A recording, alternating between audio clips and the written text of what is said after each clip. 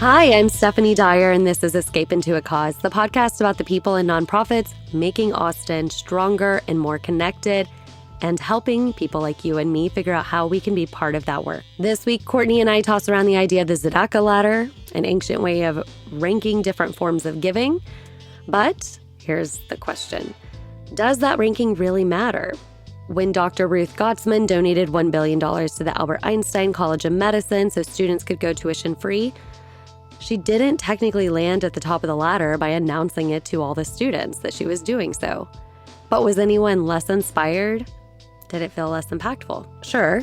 If everyone gave the maximum they were going to give regardless of outside influence, then yes, the world would probably be better off if we all stayed anonymous. But we also live in the real world, and most people want recognition, they want connection, and often they want to benefit in some way from what they give, whether that's building community ties, gaining influence, or simply the joy of being part of something bigger. And if you caught my recent episode with Austin philanthropist Dick Rathgaber, you know that he doesn't believe in anonymity at all.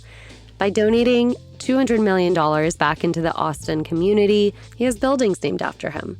He believes that talking openly about giving and asking other wealthy individuals to do the same is how you multiply impact. For him, sharing his philanthropy publicly is what inspires others to act. So what do you think? What matters more, the rung of the ladder or the ripple effect it creates? Then I sit down with Fleetwood Jacobs, Executive Director of Zilker 351, a newer nonprofit born out of 16 organizations around Zilker, coming together to protect and plan for Austin's most iconic park. We talk about the studies they're doing, the work ahead to honor Zilker's history, and why access to the space matters for every Austinite. And here's the part I love. Because Zilker 351 is so new, if you've ever wanted to make a major impact in Austin, this is your chance. You can actually help shape the future of the park you already know and love. So, if you've ever caught blues on the green, cooled off at Barton Springs, taken your kids on the Zilker train, or just needed a shady spot on a hot day, you'll want to stick around. I hope you enjoy. Hey. Hi. How are you? I'm good. How are you, Courtney? It's been a second. It has. We had a whole summer. Yeah. Yeah? We had a summer break. And we recorded a couple of topics that we ended up releasing after summer. But yeah, we took a nice little break. Summer was good. I know. What did we do? Had a couple vacations. It's amazing. Every year it gets shorter.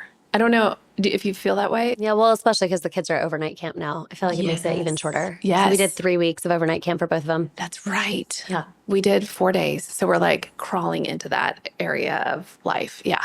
Yeah. It's so much fun, though. It is. I'm going to miss it. I don't understand how I only have one more summer before my son is a senior. That is correct. I was like, you have a year and a half I know, or something like crazy nothing. like that before. I don't want to talk about it. Okay, let's not. Yeah. Moving on. Today we are escaping into Zilker 351. It's a new nonprofit. Love new nonprofits. Yes. Working to honor, preserve, and enhance the natural, cultural, and recreational treasures of Austin's beloved Zilker Metropolitan Park for all. Very cool. Yeah. Love that. So we have like the Trail Foundation, and now we have something just dedicated to Zilker. That's right. Cool. And do you know why it's called Zilker 351? Is there 351 acres? Oh, you got it. She said, okay, so That's I think actually huge. I would not have guessed that. we talk about this, but she says a lot of people don't get it.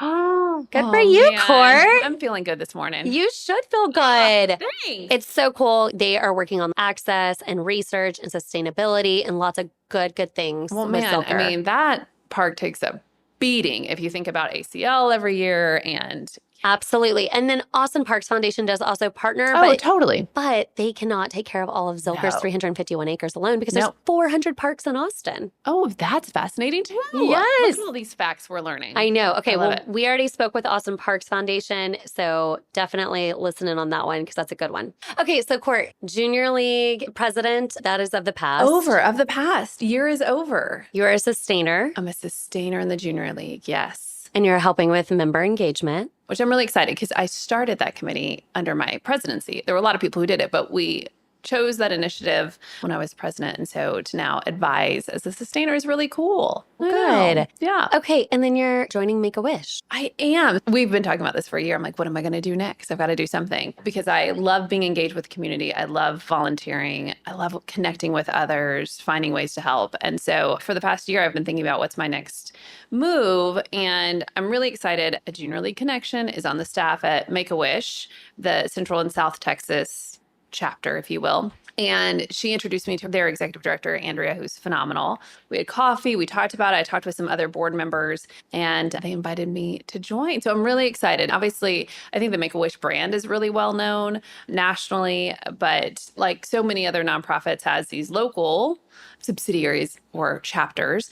And so we have one for South Texas and Central Texas, so covering Austin all the way down to San Antonio. And they are doing exactly what they say. They are giving wishes to children with not just terminal diagnoses, but also any critical illnesses. And it's amazing how it doesn't just help the children as they're coping with something that they never should as youth, but the families, because their whole lives are centered around the wellness of the child and attacking the illness as best as they can, and doctor's appointments and physical therapy and just hope after hope after hope after experimental, and so to have something that they really all get to look forward to, it's very cool. And it's amazing to see the community to make these wishes come true. And some of them are once in a lifetime, can we even pull it off wishes? The people that jump in and say, absolutely, like, we'll donate all of the materials to build that park for them. Or I'm sure somebody knows Tom Brady, or I'm sure they can rent out Disneyland for 3 hours by themselves. It's pretty amazing, the people that come around. And I'm passionate about women. I'm passionate about children. So it totally spoke to me. So I'm really excited.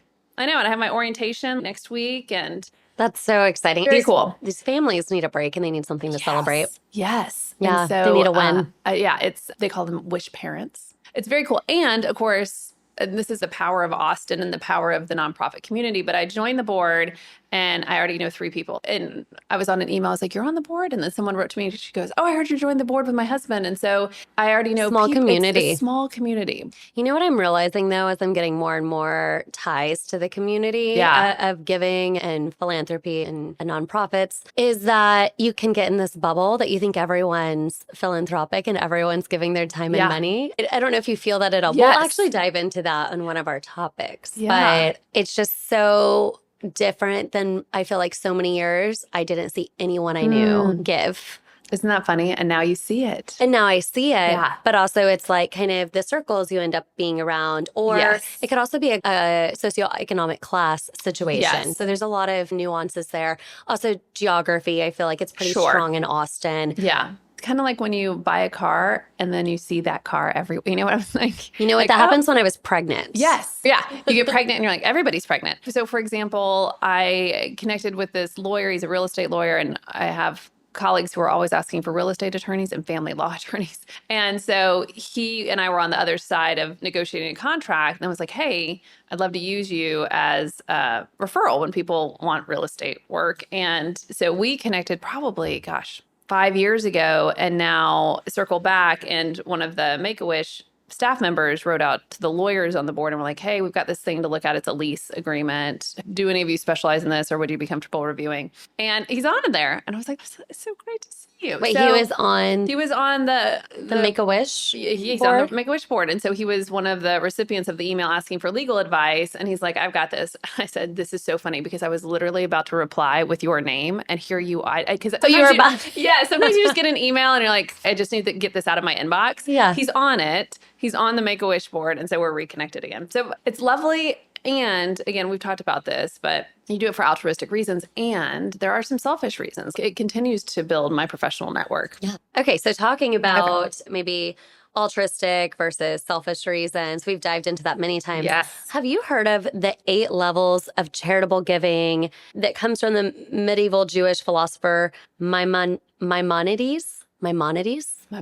Yeah. No. Tell me more. Takes me a second to read that. Yeah, and my husband's Jewish, and I don't know anything about this, so I'm going to have to talk to him later about this. But Maimonides in 1135 to 1204, so a little ways back, he defined charitable giving as an obligation and a moral duty. Giving is not an optional generosity, but a requirement rooted in justice. And essentially, he did these 8 levels of charitable giving from the worst to the best type of giving. Do you want to hear? Yes. Okay. Then so there's even a worst type of giving. You're still giving. It's the ladder. Okay. So we're going to start with the worst. Okay. I think that's more fun to work our way up.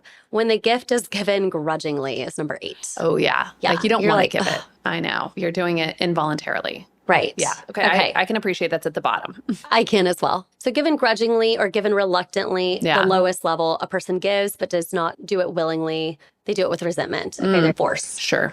Maybe the priest is giving them the side eye.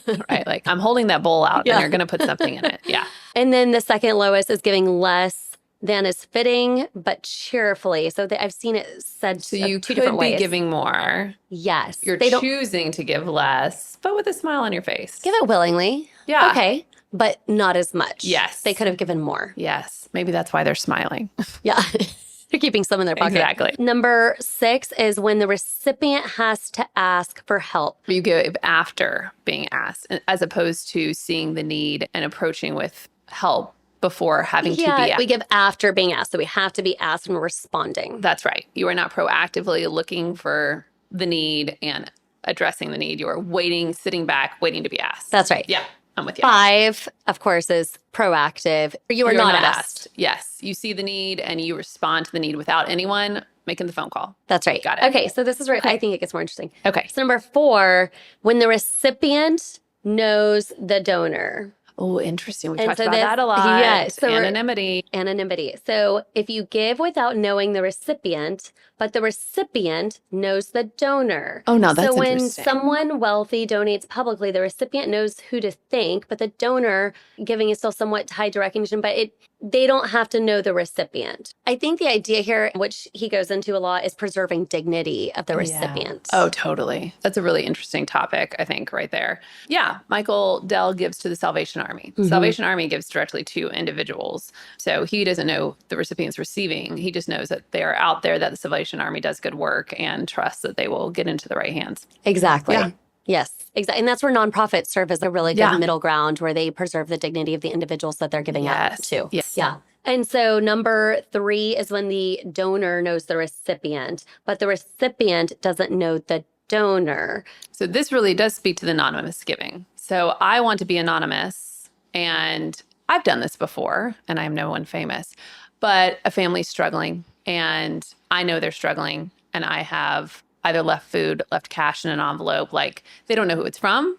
They don't need to know who it's from, but I knew it was for them. I knew that they needed help. I think the best example of this is anonymous GoFundMe. You know exactly what it's going to, but you're putting your name as anonymous. Absolutely. Okay, so this is the opposite. Yep. So then the second is anonymous giving and receiving. So neither of you know each other. I think this, I guess, comes back to Jewish tradition where it's like everyone just throw money in there and then it will go to the right recipient. Tithing with cash at church. Yes. Exactly. Yeah. And then number 1 is business partnerships with the poor. So helping someone become self-sufficient, which is the highest level of giving. So instead of direct charity, that's helping them gain independence, give a job, a loan, a business partnership, or education that makes them no longer rely on charity. Mobile loaves. You went out to the First Community, didn't you? I did. Community First, yeah. I did. Amazing, right? It is. All of those individuals have jobs. I'm very familiar with it, and I have a friend who works there. But they have jobs to pay for those homes, and they are learning skill. Yeah. Yeah, it's a great example. I know. So anyway, I thought that was interesting because I hadn't seen anything like that. That's really interesting. It does go back to anonymity. I know. That is still It's ingrained in giving back.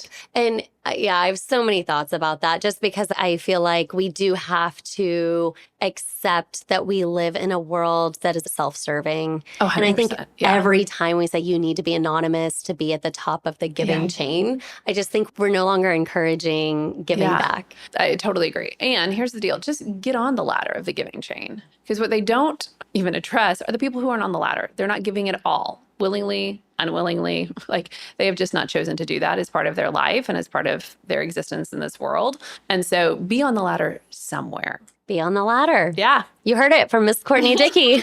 No, it's so true. I agree. We always like to get into anonymity and how do you give. So I thought this was great. That was interesting. I don't know if I necessarily believe that we should put things in a ladder and that you're the highest giver or the best type of giver. But here we are. We always need to grade things, don't we? We do. Versus just doing the act, whether you choose to be anonymous, whether you know the recipient, whether you're teaching them to fish for themselves, like just getting involved in charitable acts is important. Yeah, and it makes me think of all these social media posts that have gone viral about giving back. There's so many, and some of them are money. You've seen the ones where it's like taking the guys that are waiting outside a Home Depot to Disney World. Have you seen those? Yes. I've seen ones where that guy approached a guy at a Whole Foods and he's like, no, actually, I'm homeless. I'm working though. I don't have a home. And then he gets everyone to give money to him. And so that totally breaks this chain in terms of the highest giving.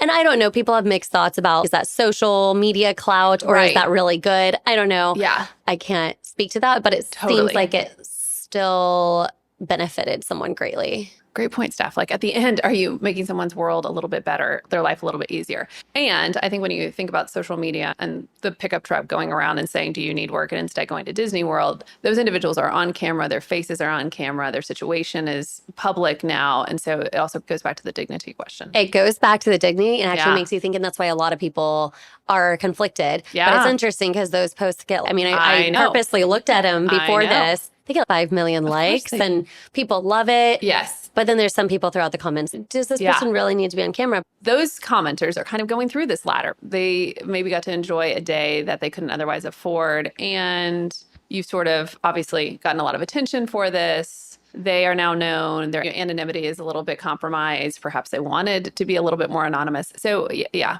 it's this ladder. And then the question also with the anonymity is, are you inspiring other people to give or are you not? I know. I don't know. Lots of questions. I just think at the end of the day, I hope that they're asking these people, are you okay to be on camera? So too. Yes, of course. The ladder of tzedakah. So ladder of tzedakah is still relevant today, I would say. Still relevant. 100%. Yeah. All right. Thanks, Court. Thanks, Steph.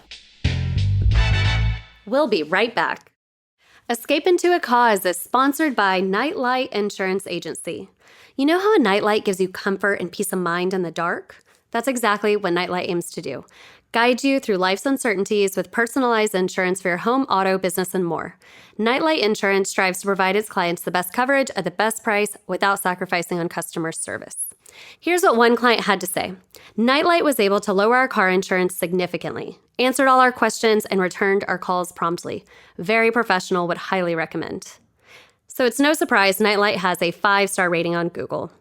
Nightlight also makes this podcast possible by covering production costs so all other sponsorship dollars and gifts can go directly to nonprofits and volunteers. And as part of their mission to give back, Nightlight proudly donates $1,000 to every nonprofit we interview. If you are a sponsor interested in giving back to our podcast, please find us on social media and let us know. Nightlight is an agency focused on personalized service and giving back. See how much you could save and how good it feels to have peace of mind by visiting nightlightinsurance.com. Today, we are escaping into Zilker 351, and I have Fleetwood Jacobs here, the executive director at Zilker 351. Hey, Fleetwood. Hi, how are you? I'm good. Thank you for having me. Thank you for joining. I'm excited because Zilker 351 is a newer nonprofit, correct? That's correct. We were formed in 2022. Very exciting in its infancy. We are. So what does Zilker 351 do? What is your mission? Well, Zilker 351 was created to care for the ecological health of Zilker Park and to provide access to the park for everyone in the community, and also to create welcoming experiences for people to enjoy the park. So all of that looks like removing invasive species and planting native species and restoring native habitats and ensuring that the springs stay flowing. We are also looking at the history of the park from the indigenous settlers to current day. And we want to uncover and tell all of the stories of the park, the great stories, but also some of the darker stories of segregation and exclusion to make sure that we can learn from our past mistakes and make sure that the park is a welcoming place for everyone. And we are going to start soon having regular volunteer events, park cleanups, environmentally educational events for the area youth. And we're still figuring that piece out because we're so new, but those are the things that we're working on most. It's our mission to make sure that Zilker Park is a thriving place for all the people in the community to enjoy. I spoke with Austin Parks Foundation and we went around and said what our favorite park is, and mine is Zilker. Yay. Yeah. And for any Austinite, they might know, but some may not know. What does 351 stand for? 351 is the amount of acreage in the park. Yes. That's Nobody knows what that is. I have to say it every time. Oh, But good. I think that's part of the mission, is to get that out there because it's something that people should know. How big is the park? Yeah, that's a pop quiz every time. I know. And it's a big park. It's really big. That's a lot of acreage. I think when a lot of us think about Zilker, we think about a few specific areas, which doesn't cover near the space that you're talking about, correct? Right. So Zilker, it goes from the river and then past where the trailhead, the Violet Crown Trail starts. And then it continues to the west on the other side of Mopac. So over there's the Nature Preserve, Lookout Point, and the Zilker Clubhouse, which is also included. And then it goes far south, also farther than you would think. Is there any area of Zilker that you think is underutilized, like people haven't really discovered it yet? I don't think a lot of people even know what Lookout Point is. Do you know what Lookout Point is? I don't. I was going to ask that because it sounded good. It's beautiful. It's on the west side of Mopac. And you go up this hill like you're going to the Zilker Clubhouse, which was built, I believe, by the Boy Scouts in like 1930. This is a podcast, so I was going to say, don't quote me on that. But no fact checking here. Good. There's a little trail that goes off to the right, and it's about a half-mile trail. It's so easy. And then you come to this clearing, and there's these big stone walls, and it overlooks the city. It's the most beautiful view of the city. There's a bunch of trails that go through the nature preserve, but it's just gorgeous. And they call it Lookout Point because in the 50s, that's where people would take their dates to go make out. All right. I'm going to take my husband there. Yeah. So the mission is to protect the ecological health of Zilker. It's to make sure everyone feels welcome, that everyone has access. And you're doing that through research and through programs. Real quick, one more step back, though. End of 2022 was when it was founded or established. Correct. Okay. Yeah. And when did you onboard? January of this year. January of 2025. Yes. And you are the only full-time, or the only staff member. I'm the only staff member.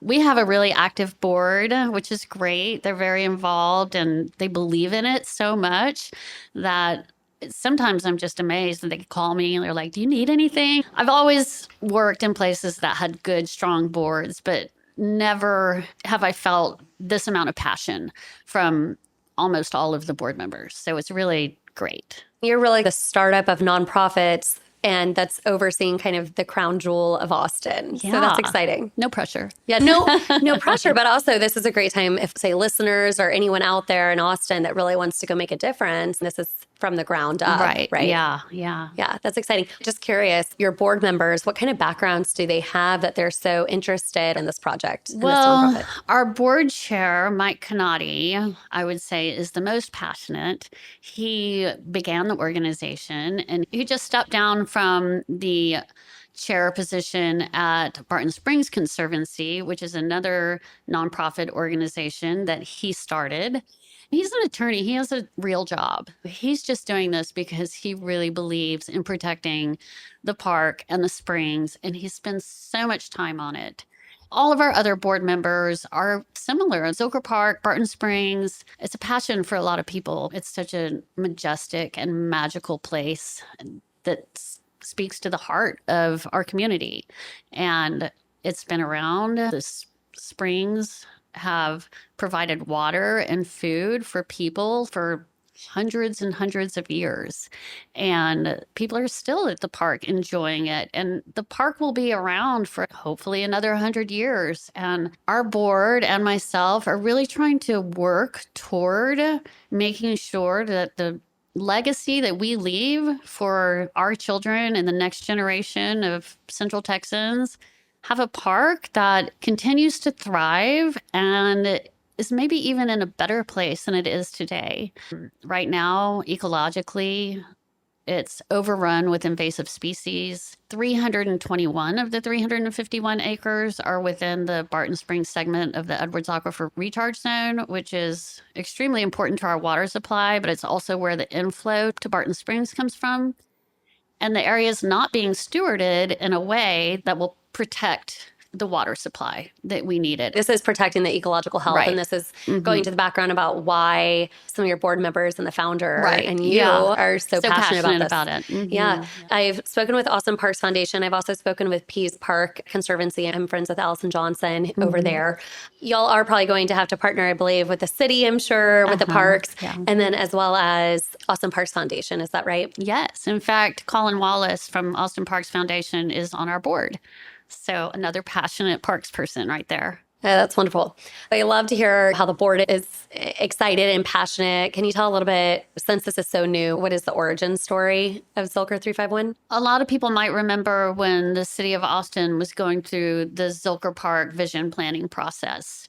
And ultimately, the plan that they came up with was shelved.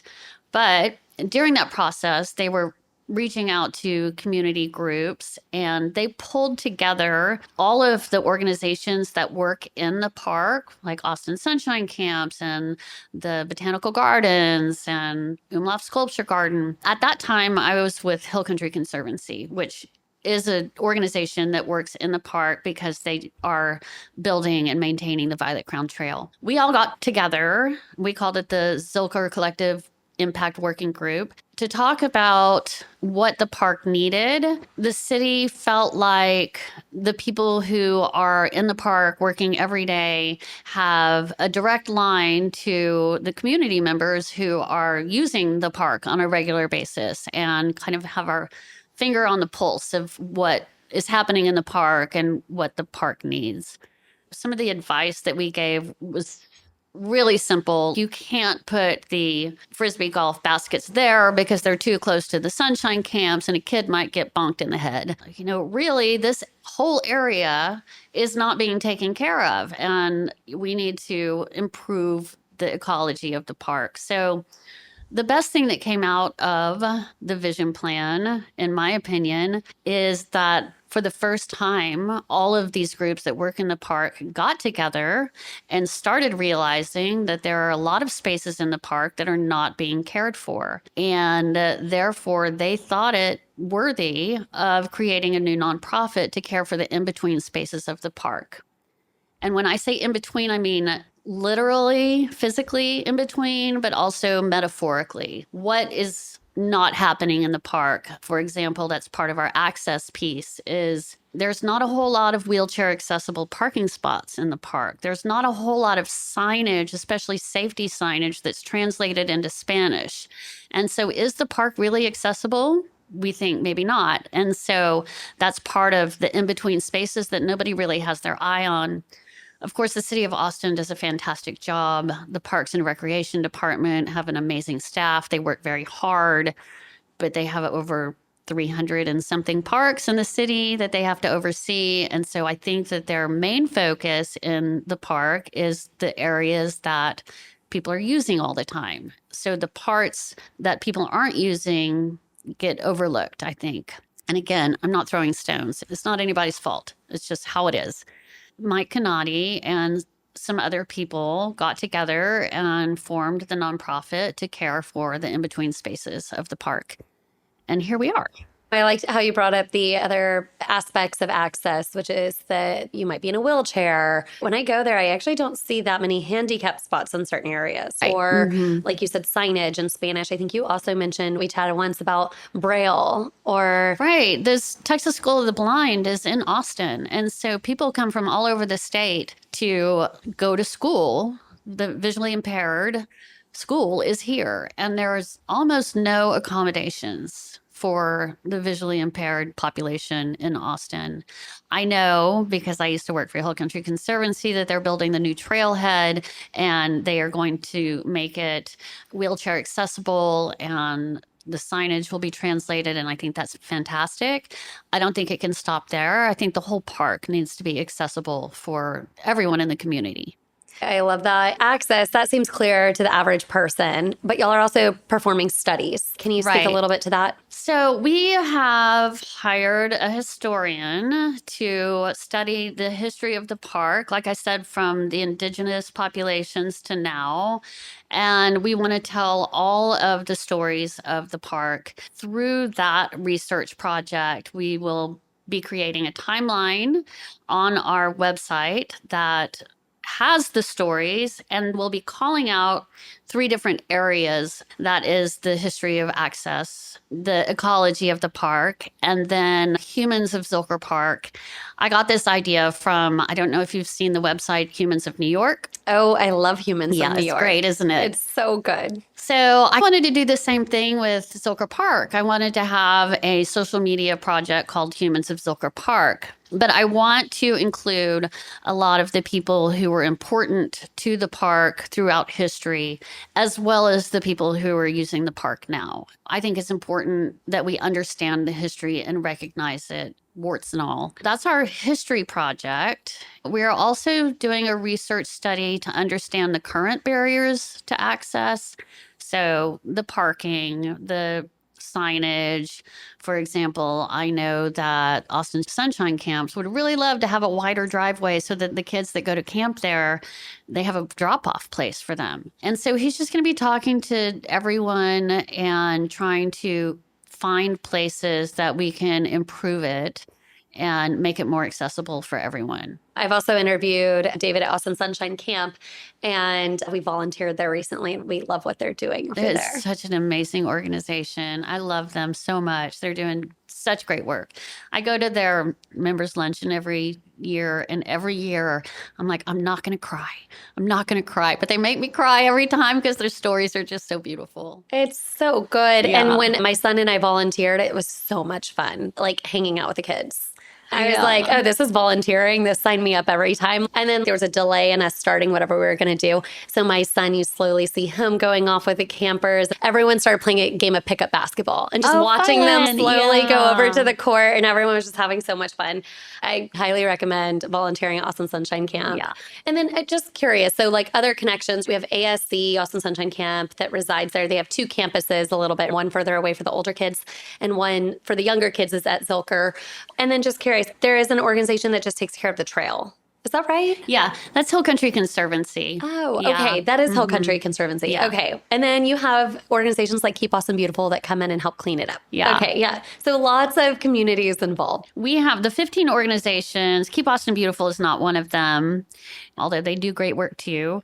We have one member from all of those organizations on our advisory board so that we can stay aligned in priorities for the park and to advocate for each other. For example, I'll use Austin Sunshine Camps again. If I have the opportunity, I will advocate for them to have a wider space to drop off their kids. And we can all work together to help each other to make the park as efficient and amazing as it can be.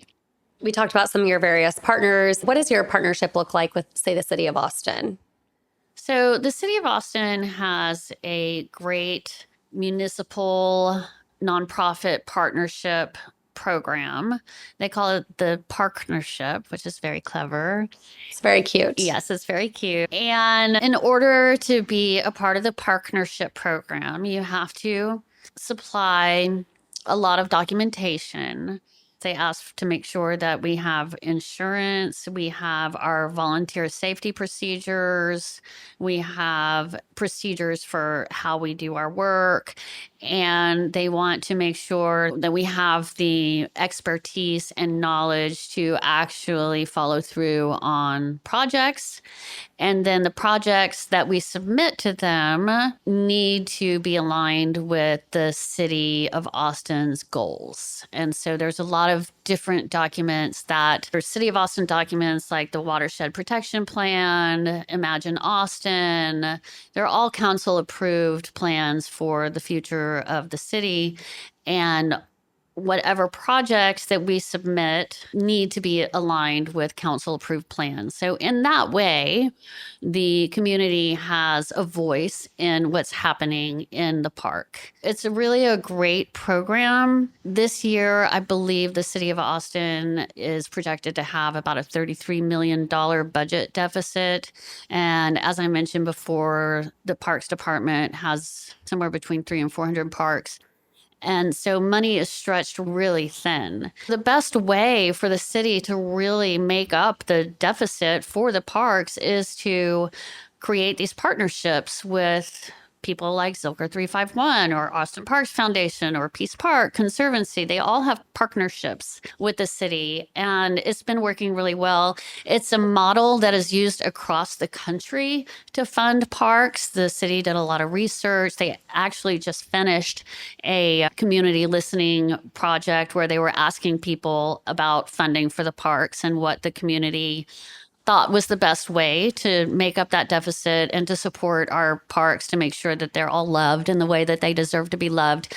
And the public-private partnerships were like 89% approval, I think, in that study. I don't know the exact number, but it was one of the highest ways that the community felt was efficient, effective, and a solid way to support our parks. It's a great program, and we're really happy to be a part of it. Yeah, and these partnerships, they do seem an effective way, right? For instead of just the government owning everything, these smaller organizations that really are close on the ground, close to the community, they can focus. And with, say, Zilker, 351 acres, and Peace Park Conservancy is not near as large, but has its own space, and then 400 parks. It sounds like that's a really good way for the city of Austin to do their due diligence and do that across the board. And then for these organizations to show up to try and meet the city's goals with projects. That sounds like a really good partnership. And then also looked into that $33 million deficit due to a reduction in expected revenue in Austin. Super meaningful for people to contribute, donate, volunteer for the nonprofits, which I know because you're still in the infancy, you were just hired in January, you don't have like large galas. You don't have large fundraising events. Right. Not yet. Not yet. Yeah. To come. Okay. TBD. Yeah, great. We want to make sure that listeners feel connected to Zilker 351 and Zilker. Are there any stories that you'd like to share to connect listeners? I have a story. Maybe it's not a story, but it's just an illustration about why it's so important to care for the ecological health of the park. I don't know. A lot of people might remember that in 2023, there was an algae bloom in Barking Springs, and a dog died from swimming there. That's a really tragic story because our pets are part of our family, and this is a place that the city has allocated that we can go and enjoy the springs and cool off. We all know how hot it gets in the summer in Austin. We're in the middle of it right now. And to have an accessible, and especially the free side of Barking Springs is free. And so it's more accessible than Barton Springs, which you have to pay to get into. And algae blooms are caused by heat, but also from pollutants, mostly nitrogen and phosphate. And that comes from stormwater runoff. And there is a culvert that runs straight from a parking lot into Barking Springs. And so when it rains, pollutants from that parking lot are washing right into that spring water. So we partnered with the city for a project earlier this year where we brought the project to them, and they studied it and decided it was a worthwhile project and that it needed to happen. And they implemented the project instead of having us do it. They were like, yes, this is important enough for us to do it. They cut the culvert off and planted some trees around that area. So when the stormwater will still run into, it's like a little island between the parking lot, and then there's the railroad tracks, and then there's Barking Springs. So it's called Pecan Grove. All the pecan trees were killed in the freeze, and so there's no grove anymore. Oh, that's tragic. Right. And so rebuilding that grove so that the stormwater runoff can not only filter the pollutants out of the water, it can better absorb the water into the aquifer and keep it from going into Barking Springs, which is a community safety problem. The city really did the right thing there. And by having, again, back to the nonprofit partnership, that's not something they had their eye on, not from anybody's fault, but just because they're stretched thin. These kind of partnerships are really important. We did have our eye on that, fortunately, and hopefully it won't happen again. I can't promise that. We're trying to do things like that. Thank goodness there's people like you guys, because this is not at all my wheelhouse. People that know me know I'm very numbers, I'm very logic. And so just seeing people know so much about our environment and how that dog died, being able to prevent those things in the future, I really appreciate you and the organizations that are so passionate about this. Do you want to share your personal story and how you're connected to Zilker 351? Sure. Growing up, I'm from Fort Worth. I'm a 6th generation Texan. And my parents went to UT and my sister went to UT. And basically, they were like, you have to stay in state. If you go to school at Tech, we're not going to come visit you. If you go to school at TCU, you can't drive down University because that's the street we use, which is where the school is. You can't be an Aggie. We'll disown you. Et cetera, et cetera. So basically, they said, you're going to UT. And, you know, it's funny because my parents love Austin so much. It was always their happy place. And on our family vacations, we would spend them in the hill country, going to the Poteet Strawberry Festival and the Lukenbach World's Fair. And every time we would stop in Austin and play Peter Pan golf and then go jump in the springs. And it just was something that we always did. And so it became my happy place. So, of course, I wanted to go to UT so that I could be in Austin. And I began environmental work. I was working at an organization called Earthshare of Texas, which is like the United Way, but just for environmental organizations. That's where I met George Kofer, who is one of the main reasons that Austin is still so beautiful and was not overrun by development in the 90s. He's done such amazing things for this city. You should look him up if you don't know who he is. He's just wonderful. And so I met him through Earthshare of Texas. He founded Hill Country Conservancy. And so I said, I want to go work there. As I was part of the Zilker Collective Impact Working Group as the representative for Hill Country Conservancy, it honed in on Zilker Park, which was my heart growing up. It's a little bit of the same thing of Hill Country Conservancy as Zilker Park. The ecology is a microcosm of the greater Hill Country area. And so having the space in the middle of the park that is so important ecologically is a wonderful opportunity to educate the community about our water supply, why conservation is important. And I just thought it was a great opportunity to really just zero in on the park and help it become the most beautiful park in the world, which it already is, but it needs a little bit of love. Yeah, it really is. Yeah, I love that story. I went to UT, love UT, hook 'em. I got to ask, since you're talking about your family, you're from, you said Fort Worth? Yeah. Okay. We talked about this before, but Fleetwood is a very unique name. Do you ever get questions about your name? Every day. Every day. Every time I meet someone. And it has nothing to do with Fleetwood Mac. No, right? It doesn't. My mom knew someone in college whose name was Fleetwood, and she liked her friend. And for a while, I used to get really upset when people would ask me if I was named after Fleetwood Mac. But one time I met someone who was named Mac. And I was like, hi, I'm Fleetwood. And he said, hi, I'm Mac. And I was like, oh, that's real funny. Are you a comedian? I was like real rude to him.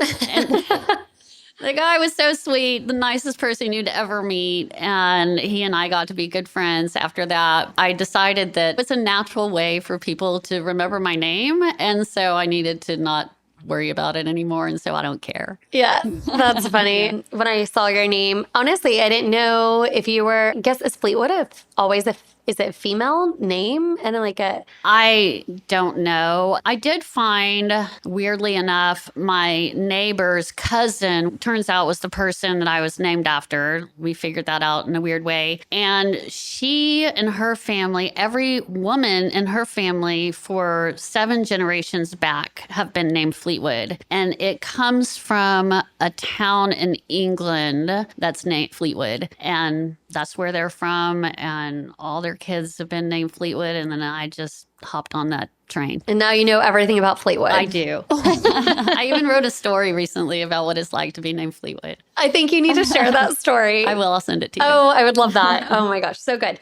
And then I know I ask every guest for a good brag. Did you think about your good brag? I think I have an easy one. This March, my child, who's 16 years old, and her friend were driving, because now they can do that. Scary. Yeah.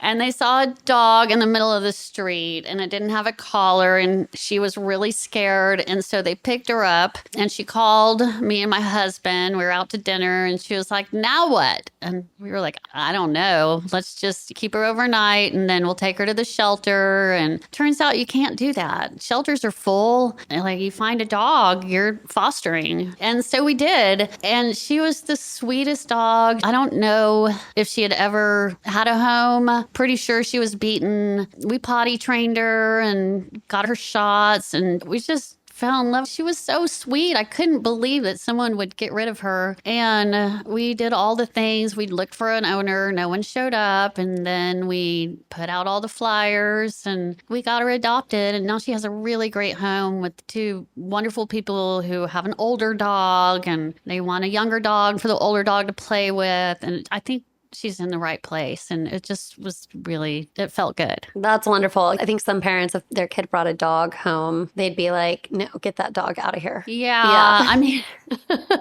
it took a lot of discussion in our family. What is happening here? But eventually we decided it was the right thing to do. And I think it was. And we're all super proud of it. Well, that was a really good brag. I love that y'all rehomed a dog. Yeah. Okay, and now we want to make sure that listeners have a chance for good bragging rights. I guess there's a few ways to really show up. And you did say that volunteering more and more is going to come out on how to volunteer and show up. Is that right? Yeah, we are planning to do some tree planting projects in the fall. And so we will have some volunteer events that are around those tree planting projects. And we're also going to start, now that we have our partnership, we can start having volunteer events. And so we will start regular trash pickups in the park. I think we're going to let it cool off a little bit before we start. And we will be posting those on our website. And we would love for people to show up. Our website is zilker351.org. It's very easy. And you can also sign up for our newsletter there, and we'll have all the information about all the events in our newsletter. But also, if anybody wanted to help us in our newsletter, we put all the events from all the organizations that are happening in the park. And so we're looking for kind of office volunteers that could help us collect the events, help us with our newsletter, just little things like that. So you can email info@zilker351.org if you're interested. Yep. So reach out and Fleetwood will find you something to do. Okay, great. Photographer too. We need photos of the park and people having fun in the park. Oh, yeah. For part of for Humans of Zilker. Yeah. That would be good. Yeah. If anybody is what is his name, Humans of New York? I'm blanking on his name. I can't remember his name. Man. I know. Oh, yeah, my mind's going blank. But we need someone like that, right? Yeah, exactly. Get people to open up. Okay, so volunteer and then donate. Yes, of course. All donations will go directly back into the park. We'll go to our tree planting. We'll go to our history project. We'll go towards our programs that we're going to be starting. There's a donation button on our website, of course. We would love for you to be a part of what we have going on. I think it's going to be a wonderful organization. We're very excited about it. And together we can do great things for Zilker Park and for all of Austin. I got to ask, what trees are y'all planting? Do you know yet? I don't know. They are obviously going to be native species, and maybe there's going to be some oak, but maybe we'll do some flowering things like mountain laurels. I'm not sure. We have Siglo Group is environmental consulting group here in Austin, and they are helping us with all of that. And also we're partnering with Tree Folks. We're doing larger trees and also understory trees. And Tree Folks has committed to providing some of the understory plants and helping us with the volunteer events. So we're excited for a partnership with them because they do great things also. Amazing. Yeah. And if you're like me, where you do not have a green thumb and you know nothing about the environment or trees or planting things, it's a great opportunity to show up, volunteer, and just get your hands hands dirty and start learning. That's right. And it's important to learn. You have to know why trees matter. It is. Because without good trees, we don't have good water. I didn't know about all the invasive species until I went and volunteered at Peace Park Conservancy. And that's where I was educated. We need the trees with the deep roots that can store the water instead of just the shallow roots. The water is easier to wash over them and they don't absorb water as much. And so deep-rooted trees help mitigate flooding, and also they're better at helping to cool the air. So many reasons for native species. So come out and learn with us. Yeah, come out and learn. And man, talking about the ice storm, and you said the pecan trees, and man, did that just deteriorate so many trees in Austin. Yeah, the park was really hit hard by the storm. And so that's another reason we have to reforest. That's why you got to show up and plant some trees. That's right. All right. Fleetwood, thank you so much. Yeah, I really appreciate it. This was super fun. Yeah, super great. Thanks. Yeah, thank you. Fleetwood's name came up in our conversation, as it does for her pretty much every day. And she mentioned she wrote a story about it. Afterward, I got to read Life on Fleetwood Island, and it's exactly what you'd expect from her. Witty, sharp, and so uniquely her. It's not just a great read to understand Fleetwood better and her life experience with her name. It's also a reminder that name stories and even the jokes people make about us shape who we are. And about that Zadaka ladder, I am in agreement with Courtney. It's not about reaching the very top, it's about getting on the ladder at all. If you're not giving yet, even $5 a month to a nonprofit like Zilker 351 makes a difference. That step alone matters, and here's how you can earn some good bragging rights with Zilker 351. You can donate, help fund their projects and vision for a thriving, inclusive Zilker Park. Even small reoccurring gifts add up. Volunteer, from tree plantings to cleanups and community events. Those are going to start rolling out this fall. Lend your skills. They can use extra hands behind the scenes, whether that's photography or helping with their newsletter. If that's your thing, reach out to Fleetwood. Stay connected. Sign up for their newsletter to keep up with opportunities and updates on how you can be part of Zilker's future. And if you share your good brag about supporting Zilker 351, you can reach out to Escape Into a Cause. You'll be entered for a chance to win Texas Stars hockey tickets. However you choose to show up, you'll be helping shape the future of Zilker Park for generations to come. We'll see you next week when we escape into the church lab. Have you ever wondered how to improve your dialogues with other people? Maybe you're in the same home of someone with a different religion or a different political belief. Maybe Thanksgiving dinner isn't super smooth. The Church Lab helps improve dialogues, whether you're a Protestant, Catholic, Latter-day Saints, a Muslim, Jewish, pagan, agnostic, atheist, Buddhist, Native American, conservative, liberal, seekers, and more. Anyone that wants to find peace in dialogues with people with different perspectives than them, it's an episode you won't want to miss. And with that, thank you to Nightlight Insurance Agency for presenting Escape Into a Cause. Thank you to Todd Thompson for editing and mixing, Corey McCain at Just Push Record Studios, and Ashlyn O'Neill for digital content. We hope to see you next week as we escape into a cause.